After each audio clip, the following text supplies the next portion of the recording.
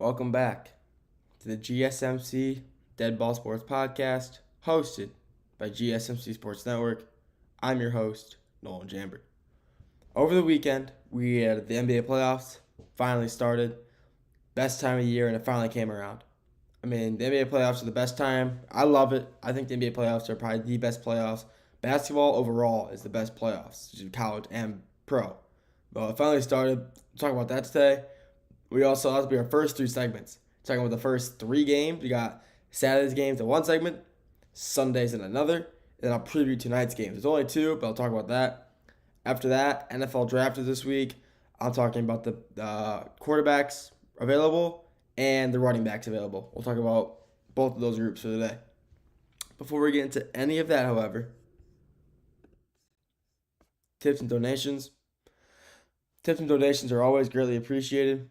By tipping and donating, it really means you guys care about the content that we are putting out. And by donating, it really means we'll do the best work we can to keep putting out the content you guys enjoy. So if you do want to tip or donate and you're in the live stream, feel free to do so by the super chat and sticker feature. If you're not in the live stream, you're watching this on YouTube or listening, the two links in the bio and description are the best way to do that. If you don't want to donate, you want to leave a comment, 100% do that. Leave it if you're in the live stream chat, leave it in the chat. I'll see that as soon as you send it, and I can answer that as soon as you send it. And if you're not in the live stream chat, if you're on YouTube, leave it in the comment section. I'll get to that as soon as I can see it. I'll respond to that as soon as I can. So I love being able to talk to the fans. Love being able to talk to you guys. That's what I'm here for. So feel free to do that. Leave the comments. Like I said, if you do want to tip or donate, however, if you're in the live stream, do so with the super chat or sticker feature. And if you're not in the live stream, you want to donate, the two links in the bio and in the description. With that being said, let's get into the first topic of the day. Like I said earlier, the NBA playoffs have officially started, and it was amazing. The first few days have been really good so far. I've really enjoyed it. The games are good. Yeah, there's a few bad ones. There's a few games that I didn't really enjoy watching. But the other games that were good, I did enjoy watching.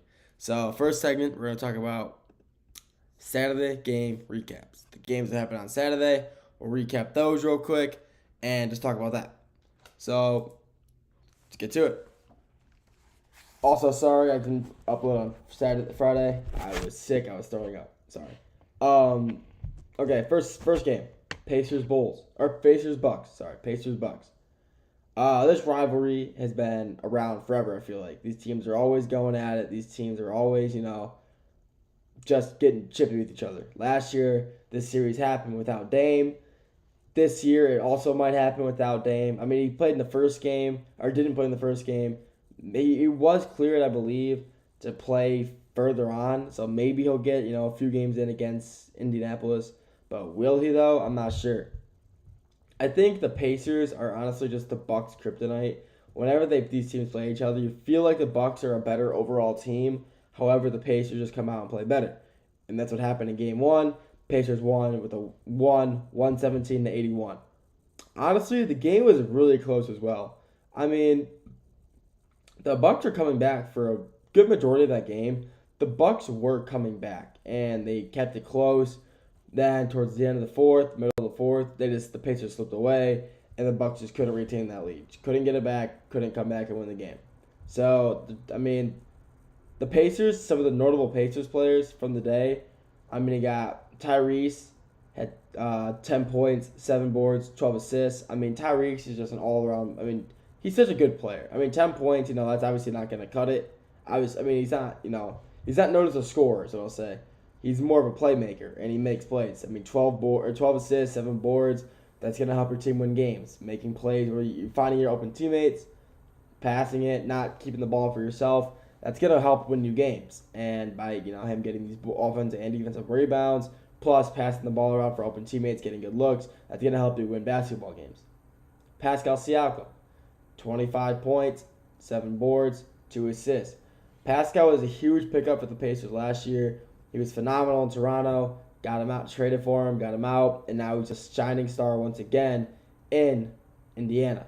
He's a phenomenal player. He's helping the Pacers so much this year, last year, wherever he's been his entire career. He's been a great player. And come playoff time, he plays phenomenal as well. And Pascal, like I said, just dropped 25 points against the Bucks, who, are one of the better defensive teams in the NBA, and he just had a great game. Another Pascal Siakam 25-point game. Wouldn't be surprised if he continues to drop 25 plus throughout the entire playoffs, however far they get. Miles Turner for the Pacers had another good game. 19 points, 5 boards, 2 assists, another almost 20-point player. I mean, he's starting for him. He's getting good minutes. I mean, he's a great player for the Pacers. He's a big, he can shoot. He's just a good player. And him being paired up against, these Giannis, Kyle Kuzma, some of these big guys, and he's just playing really good basketball, helping defend the paint, and he's just playing good basketball regardless. Let's go to the Bucks. Let's switch over to the Bucks. Giannis. It's only 2 players for the Bucks that I'm going to talk about. Giannis, 36, 12, and 1. Continues to dominate. A reason he was selected to be an MVP candidate. He won't win it, even though he's playing phenomenal. However, he just hasn't really been flashy. The media hasn't covered him at all this year, and even though he's averaging almost Jokic numbers, he's just getting no recognition. He's still a phenomenal player. Like I said, he's dropping 36 and 12 on the Pacers. I mean, like I said, these teams are always heated, and Giannis I feel like Jokic just plays better against the Pacers, but we'll have to wait and see how this series turns out. I mean, obviously, just one game, but the Bucks really haven't done much in the playoffs since their championship in 2021, where they beat the Suns, but they've been first-round exits the past 3 seasons, and if they want to, potentially make another title run and hopefully keep Giannis around, they need to make a deeper run this year and not just get bounced first or second round. They got to make it to at least the Eastern Conference Finals, if not the finals in general. The other Buck I want to talk about, Kyle Kuzma, and not for a good reason. Kyle Kuzma, on 22 minutes of playing time, starting 22 minutes, he put up 0 points, 0 rebounds, and 0 assists. How do you manage to do that? I mean, I feel like if I was if I was in the NBA, I could have at least gotten one singular stat on there. Maybe a rebound if I'm bouncing away. Maybe find an open teammate. Maybe make a jumper. I mean, I doubt it, but still. I mean, on 22 minutes, I mean, it's almost as bad as Tony Snell's 28 minutes. I mean, almost. I think he probably did claim that throne as, Mr. Cardio for that game. Maybe all time. I mean, 20-plus minutes getting zeros across the board. Insane.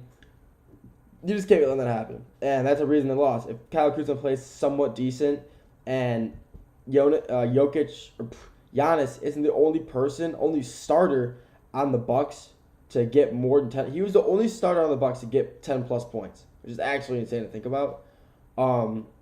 If you have, starters, because multiple of those guys, multiple starters had 0, 3, 5, and 9. I mean, I'm pretty sure that's what the starting points were for every starter on the Bucks. And if you have those guys putting up 10-plus points, 10 points minimum, they win that game. However, they didn't, and they lost game 1. It's going to be a great series, though. I'm excited to see how that one goes. By the way, I can't believe they traded Chris Middleton for Kyle Kuzma. Actually insane.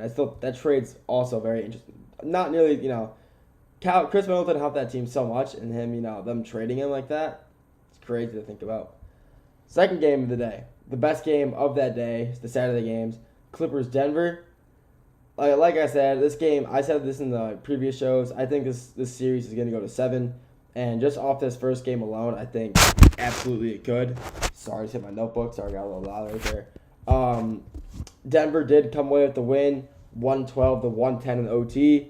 This game was close the entire time. I mean, it was always within 10. There was no huge lead. I mean, Denver had, I think the most they had was a 12-point lead, and LA came back, keep it within 3 the entire time. I mean, it was a phenomenal game.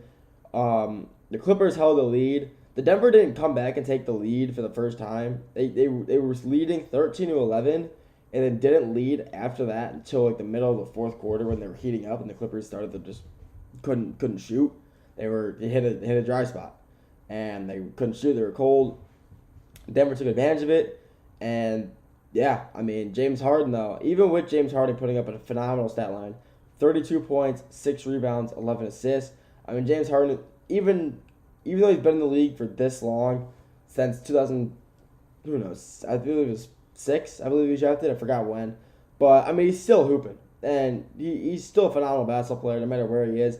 him and Kawhi, even though Kawhi for a Kawhi, he had an off day for his standards. They still played phenomenal. Still probably the best team in the West, skill wise. I think the Nuggets are probably the best team in the West. They took them to an OT. Zubac, who I had, playing paired up against, who's paired up against Jokic, the best center in the league right now. He put up 21 points, 13 boards, 2 assists. I mean, Zubac, there's a reason he's a finalist for most improved player. I mean, he's played so well for the Clippers this entire season, this entire year. And, I mean, it's just insane how good of a player that he is, how good of a player he's become, and how good of a player he's helping. He's just a huge help for the Clippers. And him playing really good against Jokic, holding Jokic to about 50% shooting compared to his usual like 60, 70 because he's just so consistent and dominant in the paint. It shows a lot. And Zubac is going to be, they're playing again tonight. It's going to be a great game to see them play again tonight. Jokic, though, 29 points, 9 rebounds, 12 assists. That's an off game for Jokic. Almost a triple-double, not. But still, Jokic is still dropping 30-point triple-doubles. Even with, Zubac holding him down to that, that's still insane that he's still this good. And Zubac is guarding him this well, playing such good defense on him, dropping 21, and Jokic says, I'm dropping 30 on you instead. Like, it's just going to be a great, this series is going to be so good just based off their big play. I'm so excited to see the rest of the series. The final 2 games for Saturday, we'll talk about the Lakers game. Minnesota over the Lakers. They win 117-93. Minnesota won that game because the shooting, they shot 50% basically from 3. They made every other shot practically, and they just beat LA. Plain and simple. They beat them. Better shooting, and their big play was a lot better. Rudy Gobert was dominating all game in the paint. And then the final game, which is the game before the Minnesota game, Detroit versus New York, the Knicks. It was a great game. New York did win 123-112. Detroit it was very close the entire game. I was always between 8 points max, maybe like 6 or 7. But the reason Detroit lost and New York won, in the fourth quarter, New York went on a 21-0 run, which is something in the playoffs that could not happen, and that clearly showed that the Detroit is still such a young team with, they got a lot to learn. So if they can fix that, they're going to be a tough team to face. I mean, it's going to be a great scene. I mean, it's great seeing these young Pistons teams in the playoffs, but you can't be having 21-0 runs. So that's all we got for this segment. Recap the Saturday games. Next segment, we're going to the Sunday games. After that, we're talking about the games tonight. After that, for 4 and 5 segment, we're talking about the NFL draft coming up. Talk about the quarterbacks and running backs. We'll get right back to all of that after the break.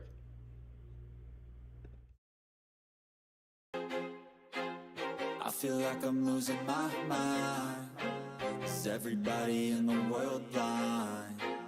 Please, Lord, give me a sign, a sign. I feel like I'm losing my mind. Is everybody in the world blind? Please, Lord, give me a sign, a sign. I wanna be the greatest. Everybody on the fake shit. I look around and feel like everybody is the fakest. I make this every day and I'm impatient, hoping one day I blow up from the basement. Statement, the top is so vacant. I don't hear shit that I think is amazing. Waiting for my day when I'm playing sold out shows for 1,000 faces. Hey, give me that crown, get in my way and to be put down. It ain't your place, all this my town. If I want that shit, then I'll get it right now. I'm losing it, the noose it fits. I'm losing shit, a stupid myth. You choose to live or choose to dip. You choose to fight or lose your grip and lose a gift. I feel like I'm losing my mind. Is everybody in the world blind? Please, Lord, give me a sign, a sign. I feel like I'm losing my mind. Is everybody in the world blind?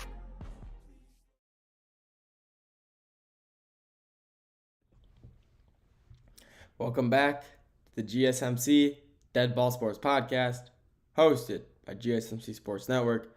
I'm your host, Nolan Jammer. First segment, talked about the NBA playoffs, Saturday game recaps. This segment, we're talking about the Sunday game recaps, the game from yesterday on Easter. Happy Easter to those who celebrate, by the way. But I'll talk about the games on Easter, talk about those in this segment. Before we get into those, however, tips and donations. Tips and donations are always greatly appreciated. By tipping and donating, it shows you guys care about the content that we are putting out. And by tipping and donating, we'll continue to keep putting out the best work that we possibly can so you guys can enjoy, watch, listen. And it's what we're here for. It's our job. We want to make sure you guys are enjoying it, what we're doing. So if you do want to tip or donate, if you're in the live stream, the best way to do that is through the super chat and sticker feature. If you're not in the live stream, watching or listening, the 2 links in the bio and description are the best way to do that. Even if you don't want to leave a tip or donate, you want to leave a comment, if you're in the live chat, please, throw that in. I'll see it as soon as you throw it in there. I'll respond to it as soon as I see it. So I like being able to talk to you guys. Please do that. Also, if you're also not in the live stream and you're like watching or listening, throw it in the comment section. I'll see that as soon as I can, as soon as I'm done uploading, editing, all that stuff. I like to look it over. And if you guys have a comment, put it in the comment section. I'll respond to that. I love being able to talk to you guys. So feel free to leave a comment, either the live chat or the comment section of the YouTube video, and I'll get to those as soon as possible.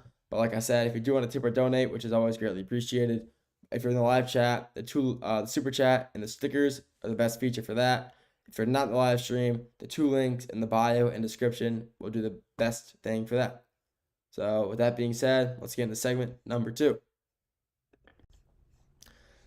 Segment number 2 is the recap from Sunday's slate of basketball games.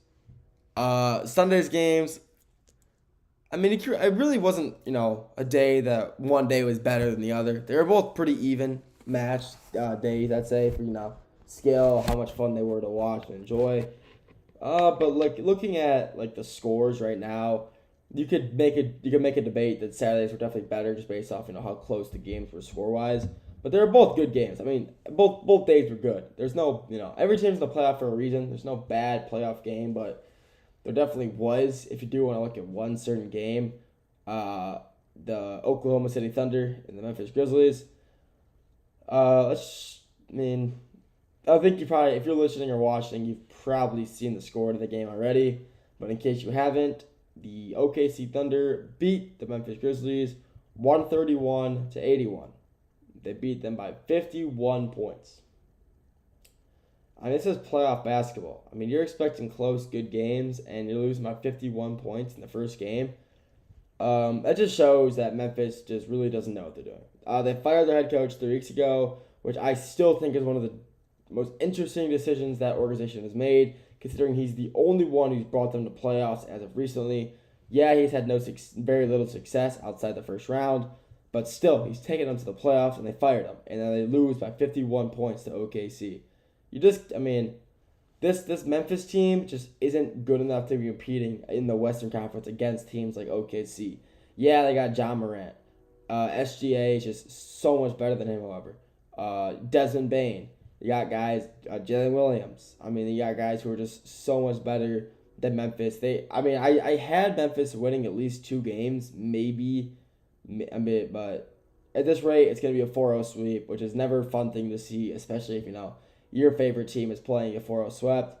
So that stinks. I mean, the Thunder is that good. They're just that good. Celtics versus Orlando. I thought this would be a good game as well. I mean, the score, Boston did win 103-86, but I thought Magic would have put up a better defensive battle because that is what they're here for. They're known for their defensive play through the regular season and playoffs. And I mean, 103 against letting up 103 to a very good Boston offense. Oh, I'm yawning. I'm sorry. It's a very gloomy day here. I'm very tired. Yeah, I hear a train right now. It's very gloomy. I don't know. It's one of those days. But like I was saying, Orlando is here because of their defense, not their offense. And 86 points is not going to get you a win in the playoffs. And when you're that did hold Boston to probably one of the top 2, maybe top 3 best offenses in the NBA to only 103 points. So the potential is there. They could absolutely come back and win a few games in the series, 1 or 2 games. But I don't know. Boston's just so dominant and so good. It's going to be very hard for them to come back and be able to win games like that. We'll have to wait and see. Cleveland, they played the Miami Heat. They won 121-100. I really thought that Heat were about to come back and win that game. They were down 10, came back, kept it within 3, and then Cleveland just went on an absolute tear. You got guys like Darius Garland pulling up from almost the logo on like 2 straight possessions and hitting just banking threes. I mean, you can't even defend that. I mean, what are you gonna do? Go up and face guard him at the logo? No. You got guys like Tyus Jones or Max Strus is pulling up still. I mean, Cleveland is just so dominant when it comes to shooting. It's insane. They just don't miss half the time. And the Heat they are an 8 seed or whatever. They're not a bad 8 seed at all. They made it to the playoffs without Jimmy Butler, who is, by the way, the best. Probably he was the best player on that team. I was gonna say one of the best playoff players of all time, and actually I'll stick by that. Playoff Jimmy helped take an 8 seed out of the play-in, took him all the way to the NBA Finals, and played the Nuggets 2 years ago. But I mean, even with him gone, I absolutely believe that the Miami Heat can still make a push, maybe take it to 7, maybe. We'll have to wait and see for that, though. But, I mean, the Miami Heat aren't a horrible team whatsoever at all. They're a good basketball team. They're not the best, but they're not horrible. And even though they're an 8 seed, I do believe they are the best 8 seed. They are better than Memphis. And this 121 to 100 loss doesn't say that for them. They are a good team. They're better than what the record says. They just Jimmy Butler was holding out for so long, and some of the players were hurt. I mean, you got guys like Tyler Hero, phenomenal basketball player. Bam Adebayo, one of the best centers in the league. Duncan Robinson, Yame Vasquez. I mean, this Heat team is a really good team and can absolutely make some noise. But will they? I'm not so sure, unfortunately. But I mean, we'll have to wait and see for the next game, which comes on Tuesday, to see if my point stands. If it doesn't, we'll have to wait and see. The best game yesterday, though, however, the Warriors-Houston Rockets game. It looks like Steph Curry still has a grudge against Houston. I mean, he is just so good. I mean, yeah, they beat them in 2018, so he doesn't really have a grudge, but he still just has hate. I'm not sure. He just doesn't like Houston. And the 95-85 win for them, a 7 seed coming in and beating a 2 seed. The Houston Rockets, however, went from a 500 team last year, 41-41, no playoffs, no play-in whatsoever. They go from 41-41, no play-in, no playoffs, to the second best team in the West. Second overall seed in the West. In one of the best Western conferences we've seen in a long time. That does show a lot, but the team is so young that you got guys like Steph Curry, Jimmy Butler. I mean, they're just doing their job. They're shooting, and Jimmy Butler's making plays on defense. I mean, the Warriors are so good and so dominant. The Houston Rockets could make. I mean, at this rate, I did have the game originally going to 7, and I still think it will go through. I still think the series will go to 7 games. I'm really excited to see how that pans out, though, just because how good the Warriors dynasty franchise is. Steph Curry is still playing like he has his entire career. He's shooting good. He's not the best defensive player, but he's still doing the best that he can with what he's got on defense. He's got, Jimmy Butler, like I said, still hooping. He wanted out. He got out. He got what he finally wanted. Went to Golden State. Helped take them to the play-in. They're playing the 2 seed Rockets as a 7 seed. And they can absolutely win this series and go on to the Western Conference semis. But the Warriors are just so good and so dominant still. It's really insane how good this team is. I am really excited to see, how they pan out, how this whole series goes. I do hope the Warriors win. I'm not a huge Rockets fan because my screen froze. I got a little nervous there. The Jalen Green, Cade Cunningham beef. Obviously, I'm from Detroit. I'm a Pistons fan. So, I just like the Pistons. I just don't like the Houston Rockets. Also, they have a Men Thompson, who's a Sar's twin. So I gotta root for the team that's not, you know what I'm saying.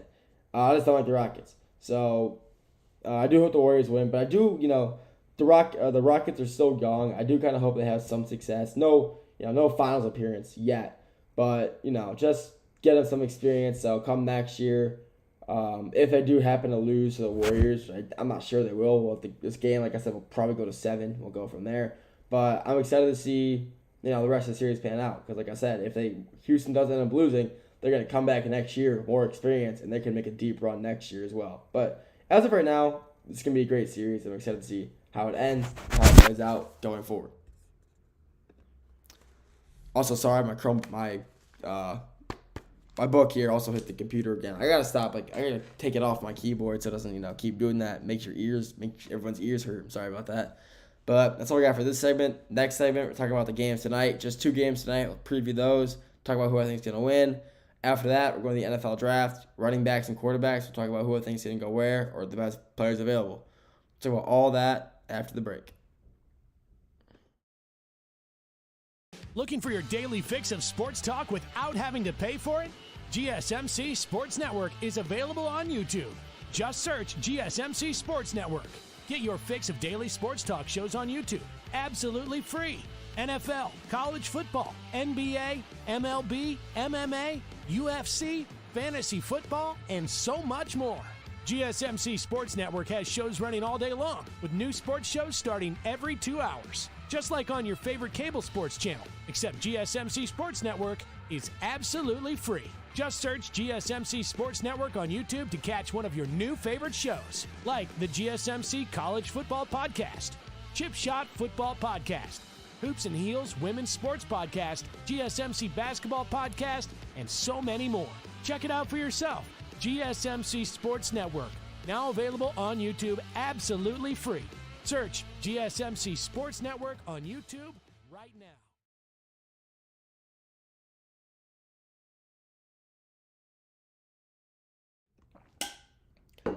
Sorry for the little black screen right there. I was drinking some water, so it got my face. Sorry about that. But welcome back to the GSMC Dead Ball Sports Podcast, hosted by GSMC Sports Network. I'm your host, Nolan Jamper. First 2 segments, we talked about stat of the game recap, Sunday game recap. The games from the past playoff games past 2 days. This third segment, we're talking about the playoffs again. Monday's game preview. After that, we'll go to the NFL. We'll talk about the running back and quarterbacks available in the draft and who are the best available. So let's talk about tonight's games. Tonight, we have 2 games, only 2. One from each conference. Side of the bracket, you know what I'm saying. In the East, we got Detroit playing the Knicks, the 3-6. It rhymes. And then the West Coast game, we got the 4-5, Denver and LA. First, I'll talk about let's go to Detroit first. Let's talk about the Detroit game first. This series, like I've said so many times, I think this series will either be a very short, it'll be a 4-game sweep, or go to 7. No in between. I think that because the Pistons are so inexperienced overall as a playoff team. They haven't been to the playoffs since 2018. This team is so young. They don't know what's going on really. And the Knicks team does. This Knicks team has been in the playoffs the past few seasons. They know what's happening. They know how to roll. However, I do think overall, even though just not just playoffs, like just overall as a team, I do think that the Pistons have the players to beat the New York Knicks in a 7-game series. I do believe Cade Cunningham is better than Jalen Brunson. Asar Thompson is a great defensive player. Is he better than Mikal Bridges? I'm not sure. But defensive-wise, absolutely. Jalen Duren and Karl-Anthony Towns. I mean, that's a phenomenal matchup. I think Karl-Anthony Towns is better, but I think Jalen Duren's more aggressive. He plays the game like Karl-Anthony Towns is a lot more versatile. Scores on all 3 levels: 3, pull up, layup, dunk, whatever. Duren can't. Duren can't shoot the 3 ball. His mid range has got some work to do, but he's great in the paint, which is where they need him. So that's a great matchup as well. I mean, Josh Hart versus like Mikal Bridges / Campaign, or Malik Beasley versus Campaign. I mean, we got these players beefing. All these players over the NBA are beefing all of a sudden. I mean, it's insane. I mean, I love it, but I mean that beef they had a few games ago. The first game was insane. Malik was talking. Campaign was talking. Things were getting chippy. Madison Square Garden was just going to erupt. And it was a great game. It was a great matchup between those two. They were both playing good. But, the Pistons did fall short the first game. They let the Knicks go on a 21-0 run in the fourth quarter, which is you absolutely cannot let that happen, especially come playoff time. And especially for a team so inexperienced in the playoffs like the Pistons, you cannot let that happen. And, you can't let that happen. The Knicks are a good team. Will this game go to 7? I still think it will. They play again tonight, though, in Madison Square Garden again. I think the Pistons can get this one, though. If they can, play better defense, slow things down a little bit, not go on these big scoring droughts that they've been going on, they can be a good team. They also have to limit their turnovers. That has been a problem with the Pistons the entire year is their turnovers. You cannot be letting up 20 turnovers in a game. You're not going to win a game, any game. Playoff, rec game, no regular season, exhibition. You're not going to win any game with 20 turnovers. The Pistons have to figure out the turnover problem and figure it out now. I cannot see them. I just hate watching when they're playing such sloppy basketball, making all these just not good passes, dribbling and letting it just get between their hands and they lose control of it. I mean, it's just even for any team, it's the worst to see that stuff happen, and especially seeing that with this young Pistons team. This entire team has never been in the playoffs. Haven't been in it in 6 years now, 7-8 years now. You just can't let that. You cannot let that happen. So I don't know. This game tonight can be really good though. Back in New York though, it's gonna be a great game. I do believe the Pistons can come away with this game and a win. I'm rooting for them. It's gonna be a great watch again. The first game was a great watch. I'm hoping this one will be as well. And worst comes to worst, the Pistons go down 2-0, but then they head back to Detroit to host the playoffs for the first time in 5-10 since 2018. So it's gonna be a great series. I'm excited to keep watching this series. Next game we're talking about tonight. The only other game in the West. The only other game is in the West. The 4 and 5, the 5-seeded Los Angeles Clippers versus the 4-seed Denver Nuggets. Like I said, the first game, a few segments ago, the first game they had when it was the first day of the playoffs, he went to OT. Denver won 112-110. That game was absolutely phenomenal. It was phenomenal the entire game. Both teams were making plays the entire time. Making shots, making good passes, driving to the lane, getting blocks. I mean, it was a phenomenal game to watch overall. And this whole series, like I've said so many times, is going to go to 7 games. I think the Clippers are the sleeper team, the black horse team that no one talks about in the Western Conference. And, if you keep having Harden drop double-doubles like he had in the first game when he had, 32, 6, and 11. I mean, and Kawhi drops 20-plus points. Zubac keeps hitting boards and putting up 20-plus points as well. They're going to win games.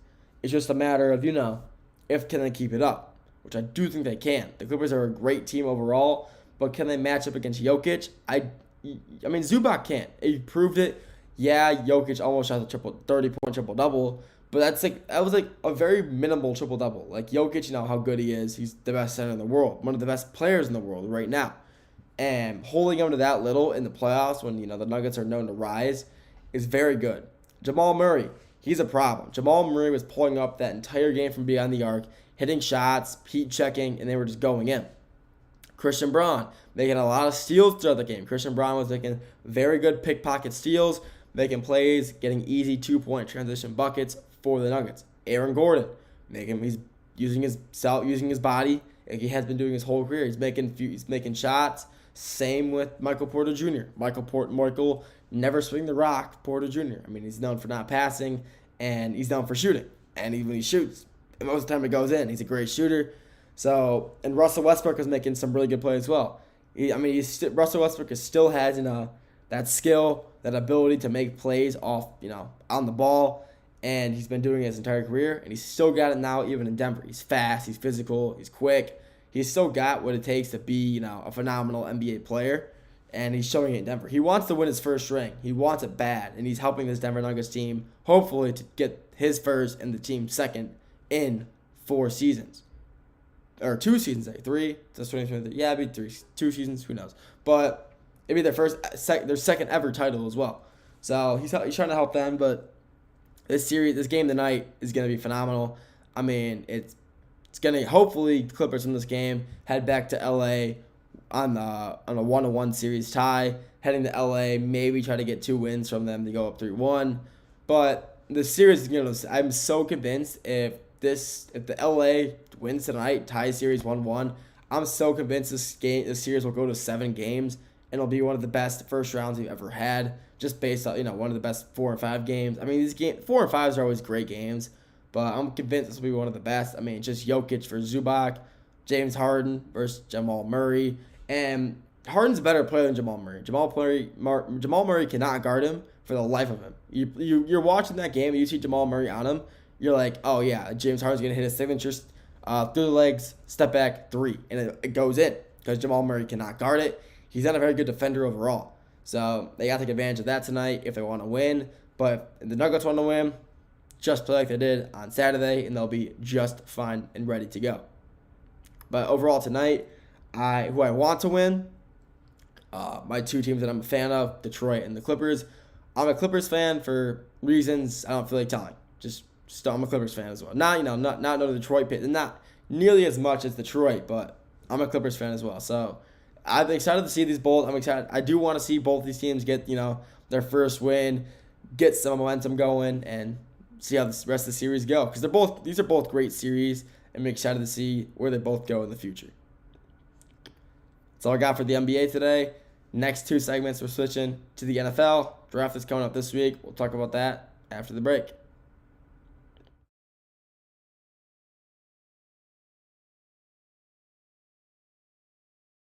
For the best and latest podcasts available anywhere, go to the podcast app on your cell phone and type in GSMC to access free content-rich podcasts on health and wellness, book reviews, sports, entertainment, relationships, social media, movies, technology, finance, and even weird news. Subscribe and download the GSMC Podcast Network's family of shows, available everywhere podcasts are found.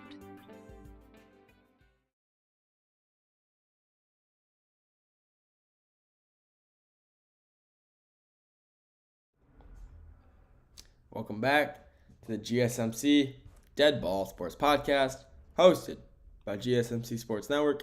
I am your host, Nolan Jambert. First three segments, it was all NBA. Talk about the playoffs. We recapped Sundays and Saturdays games. Talked about the games going on tonight.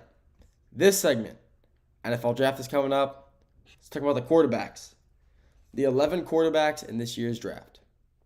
And let's just say these quarterbacks ain't no, walk of the mill. These guys are good quarterbacks, and they are all very, very good. They all have potential to be good quarterbacks in the NFL.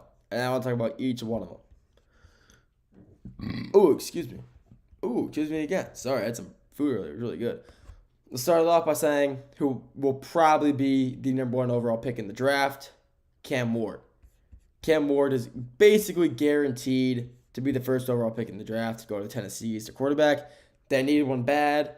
They've been scouting him a long time, and like I said a few shows ago, I feel like when he says he's playing Fortnite with some of his friends, I believe, or some of his buddies, and they asked him, who are the best running backs in the league? He said Tony Pollard and Tayshaun Spears, the two running backs for the Tennessee Titans.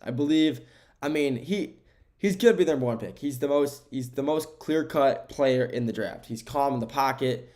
He's got what it takes to be a real NFL quarterback. He's big, he's fast, he's shifty. Like I said, he's really calm and collected in the pocket. His O-line in Miami was a huge help for that success is for him as well. It was such a good O-line, such a dominant O-line.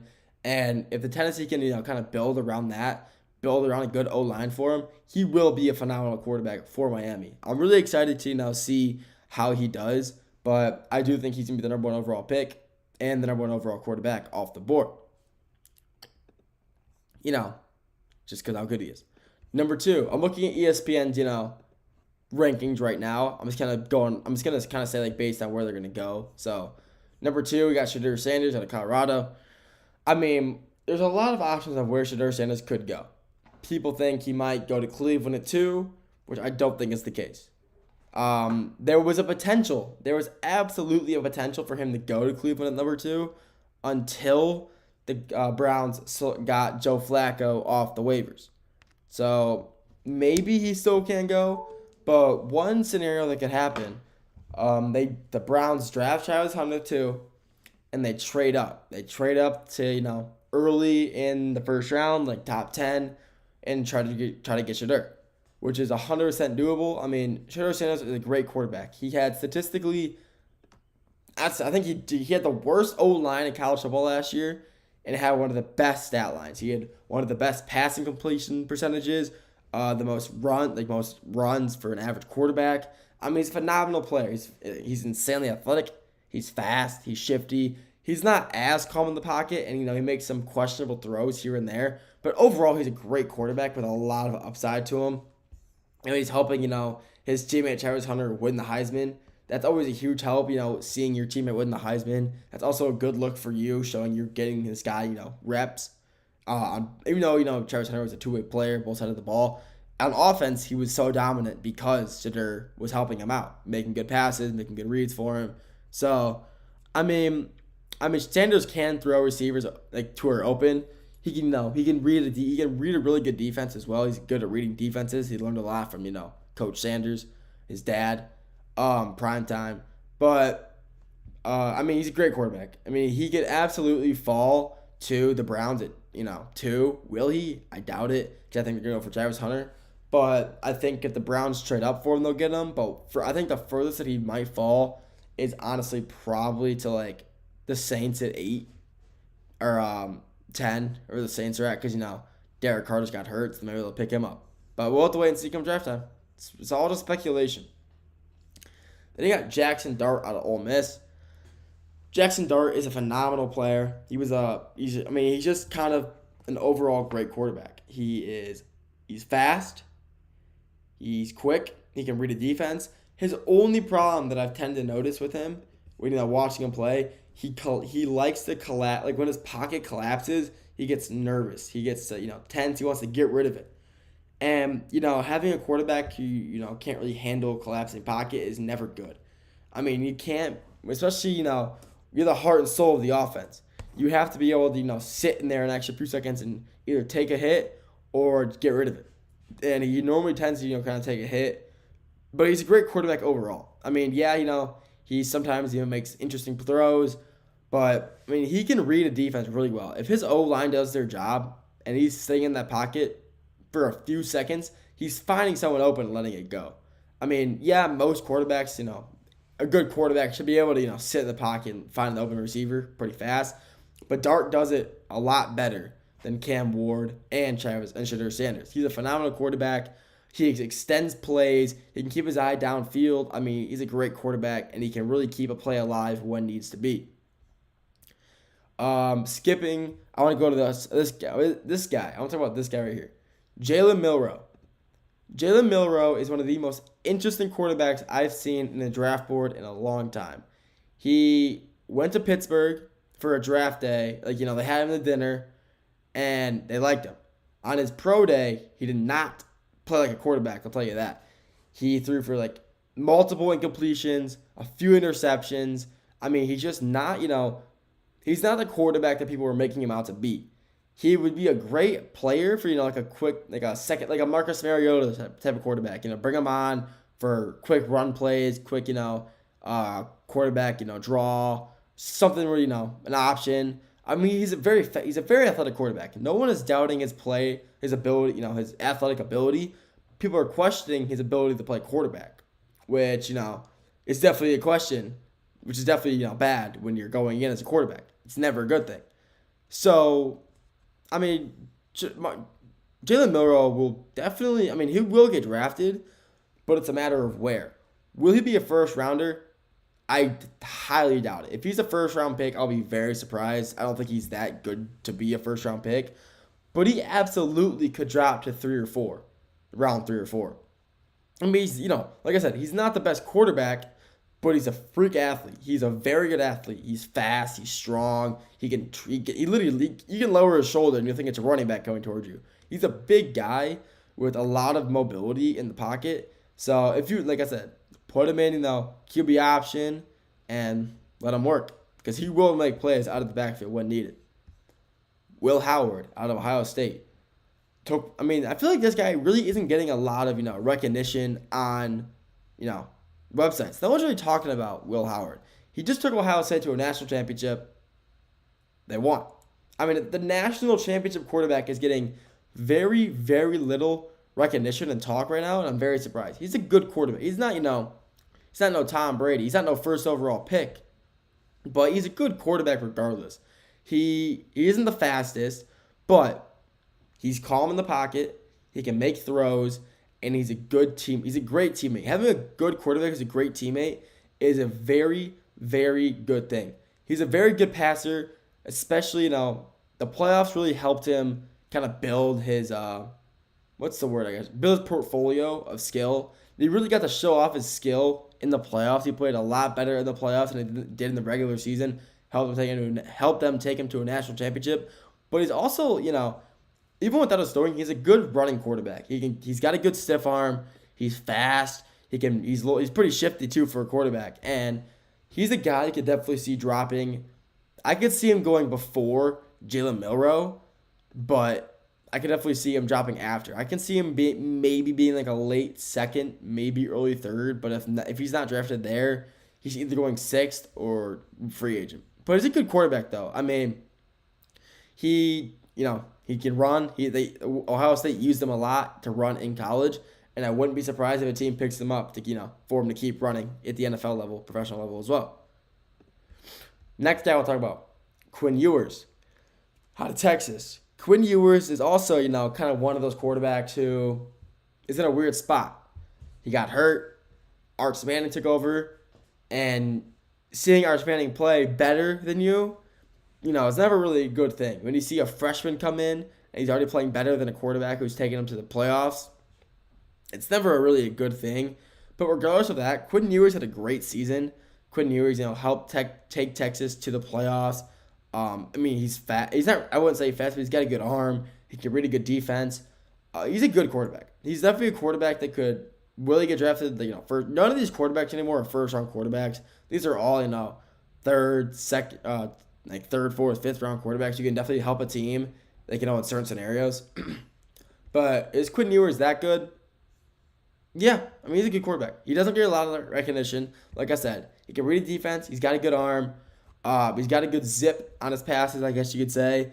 He throws it fast. He throws it accurate. He's good. He's got a good arm. And, he's really good off his back foot. When he's moving, he's running or whatever, and he's mobile. He can make throws off the back of his foot, and that's always huge to have, when you're mobile in a pocket. Because, pockets tend to collapse pretty fast. So it's always good to have a quarterback who can move like that when needed, which is always, always a benefit to your team. There's a few more quarterbacks, but the end of the segment's coming up, so I got to call that segment there. Thank you for tuning in to segment 4. Next segment, the final segment, we're going back to the NFL draft, and we're talking about the running backs. Definitely one of the most interesting, and I think it's one of the most stacked running back classes, in a while. So we'll talk about we'll get back to that after the break.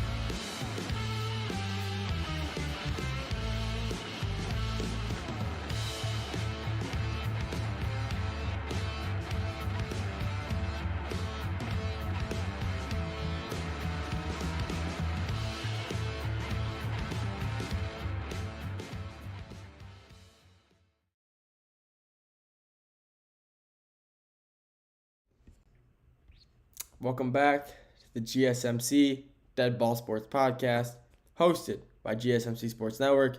I'm your host, Nolan Jambert. First four segments, we talked about NBA playoffs. First segment was recap from Saturday. Then Sunday, talked about the games for the night. Last segment, we talked about the NFL draft and the quarterbacks available. This segment, final segment number 5, we got the NFL draft and its running backs.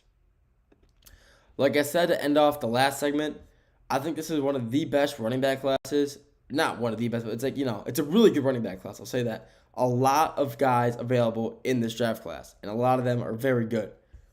The consensus number 1 running back off the board will be Ashton Jeanty. And that, I feel like that's just kind of a no-brainer. The Raiders, looking at him at the 7th spot, and I believe that he will be drafted by the Raiders at that spot. He proved himself last year. A Heisman finalist, Heisman candidate. It's not easy for a running back, I feel like, to do that. I feel like nowadays it's very, very far and few for running backs. It's mostly quarterbacks and receivers. And not only going to be, leading the Boise State to the playoffs for the first time in a while, taking this Mountain West team. The Boise State's always been, kind of like a powerhouse in the Mountain West. But he's really helped that team, gain momentum. He helped that team gain recruits just based off him alone. And Ashton Jeanty is a player that any NFL team should want and need. He's a phenomenal running back. He's like a Derrick Henry build. Yeah, he's a lot smaller, in height. He's like 5'10", but he's a very, very big guy. 211 pounds of just pure muscle. He's a beast. He's very fast too. He is 5'9". Sorry, he was 5'9", 211, which is, an interesting build for a running back. You want running backs to, be a little bigger, but in height, I mean. But he's still a great player. Like I said, he took Boise State to the college football playoffs, lost to Penn State, whatever. But one of his stat lines. He put up 267 yards and a touchdown against Georgia Southern. That's one of his probably the best game he had all season. Yeah, Georgia Southern is Georgia Southern, whatever. He still put up 6 touchdowns and almost 300 all-purpose yards. That's insane to think about. He put up, during Penn State, his first ever playoff game, he put up 180 rushing yards and a touchdown, which is still an insane stat line to see. Penn State had one of the best run defenses in the country, possibly the best, and he puts up 180 rush yards, 200 all-purpose, and a touchdown. That's a huge thing to have, for a running back who is going into the draft and going to be probably the number 1 running back off the board. He is, what was I going to say? Oh, yeah, he had the second most rushing yards all time in a season behind Barry Sanders when at Oklahoma State.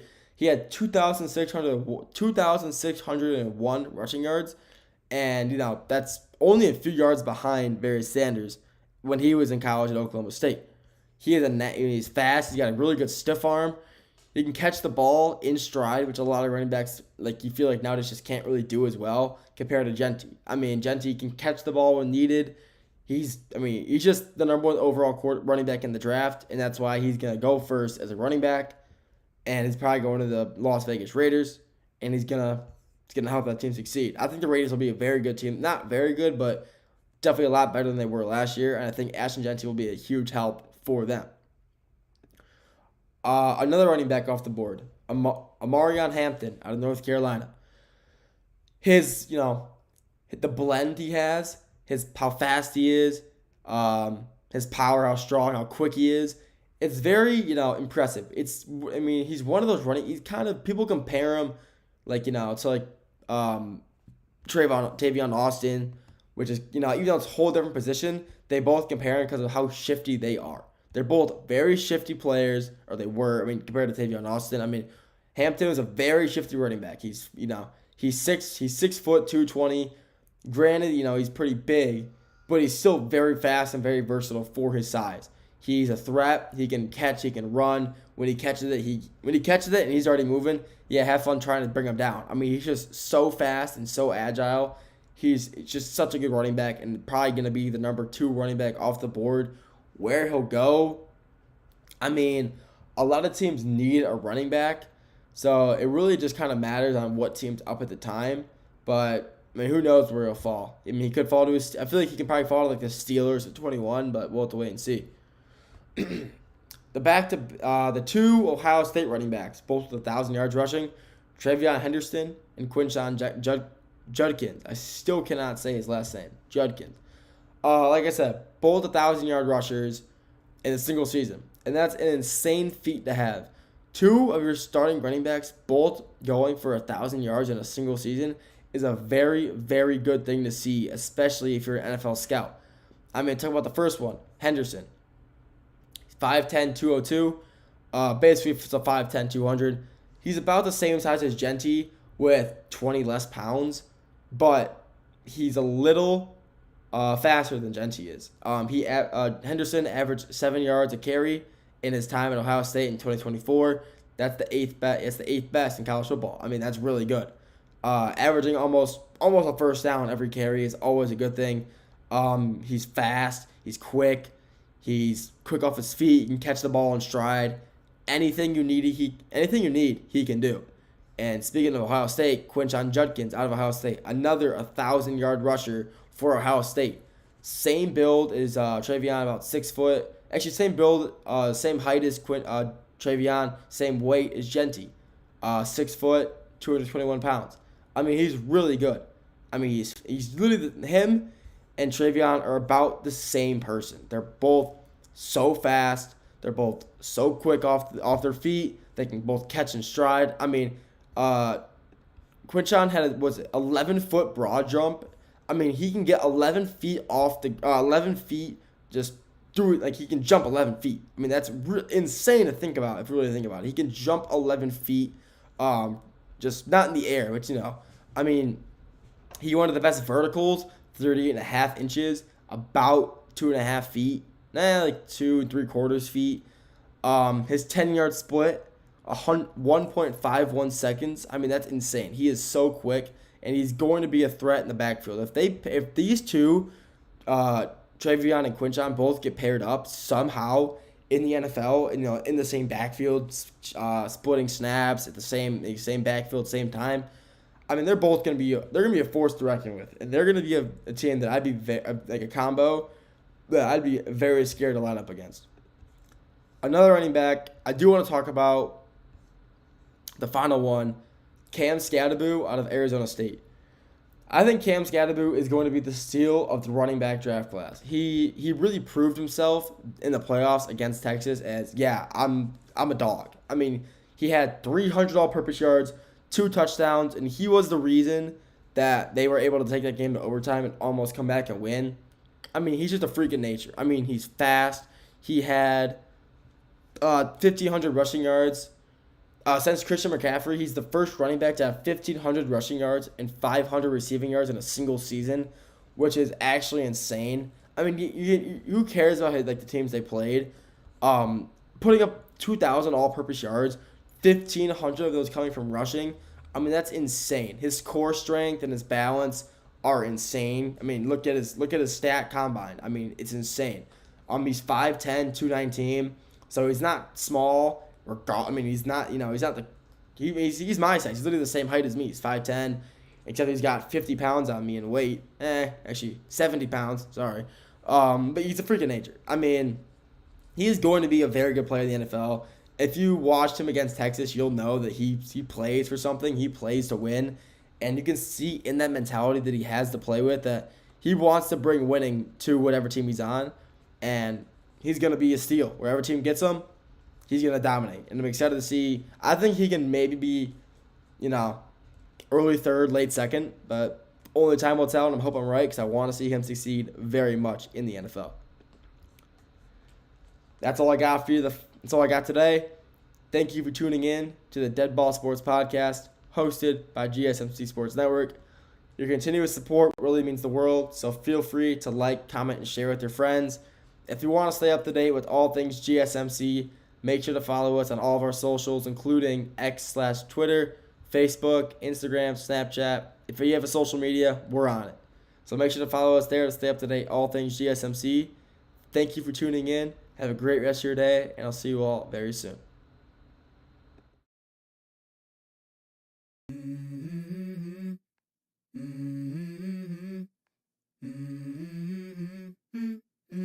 Let's go. I wake up to a little bit of drool on my pillow, feel like it's gonna be a bad day. Yeah, I'm tired of shit, and the coffee ain't hit yet, damn, ain't that great. I don't wanna go.